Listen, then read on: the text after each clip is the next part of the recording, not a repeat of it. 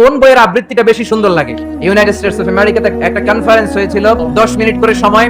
সব ধর্মের ধর্মীয় কিতাবের শায়েকরা, গুরুরা, ধর্মনানকরা আর ফাদাররা আর কারীরা বসেছে। বিচারকের সামনে দুইটা বাটন, সবুজ বাতিতে চাপ দিলে আবৃত্তি শুরু, রেড বাটনে চাপলে আবৃত্তি শেষ। প্রথমে ডাকা হয়েছে শ্রীমত ভগবত গীতা, 10 মিনিট পড়েছে।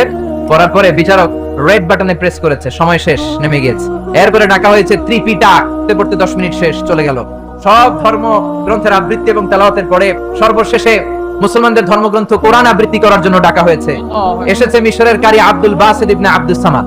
এসে উনি সূরা ফাতিহা পড়তে সময় নিয়ে নিয়েছে 13 মিনিট। কিন্তু কি আজীব তামাশা, বিচারক তো লাল বাতি চাপে না, আব্দুল বাসিত তো এই তো সুযোগ। উনি কোরআনের সবচেয়ে সুন্দর সূরা আর রহমান তেলাওয়াত শুরু করলেন। 15 মিনিট হয়ে যায়, বিচারক লাল বাতি চাপে না। 20 মিনিট, 25 মিনিট, 30 মিনিট হয়ে যায়, লাল বাতি চাপে না। এদিকে অর্গানাইজিং কমিটির প্রধান চেয়ার থেকে উঠে এসে বিচারকের গায়ে ধাক্কা দিয়ে বলে, এই ম্যান, লাল বাতি চাপোস না কেন?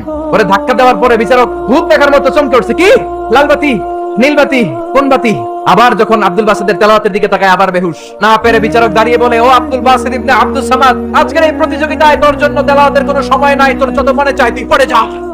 40 মিনিট সময় ধরে কনফারেন্স রুমে সূরা আর রহমান তেলাওয়াত করলেন। কনফারেন্স শেষ হলো, ওই বিচারকের বিরুদ্ধে মামলা হলো 3টা, আন্তর্জাতিক আদালতে মামলা।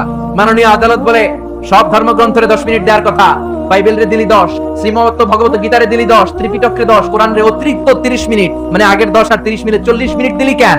বিচারক বলে, মাননীয় আদালত, আমার একটা বিনয়ের প্রশ্ন আছে।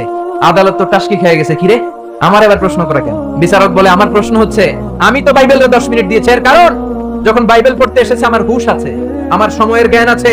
10 মিনিট শেষ, আমি রেড বাটনে চেপেছি, উনি নেমে গিয়েছে, বাইবেলকে ডেকেছি। কিন্তু এই মিশরের কারি আব্দুল বাসিত মাইকের সামনে এসে কি যে বলে একটা টান দিল, ওই টান দেওয়ার সাথে সাথে আর আমার হুঁশ নাই। আমি কি সাগরের উপর, নাকি মহাশূন্যে, নাকি জমিনের অতল গহ্বরে? আমি কোথায় বসে আছি, আমি কোথায় দাঁড়িয়ে আছি, আমি নিজেই জানি না। আমার সময়ের কোনো জ্ঞান নাই, আমার হিতাহিত বুদ্ধি নাই, আমার নার্ভাস সিস্টেম ফল ডাউন করেছে। মাননীয় আদালত, যখন একটা মানুষের হিতাহিত জ্ঞান থাকে না, কেমন করে আমি লাল বাতি চাপবো তুমি বলো? সে কোরআনকে অতিরিক্ত সম্মান দেওয়ার কারণে সর্বশেষে এই বিচারকের কোনো বিচারই হয় নাই। বেকসুর খালাসের ব্যবস্থা এই বিচারককে করে দিয়েছে কে?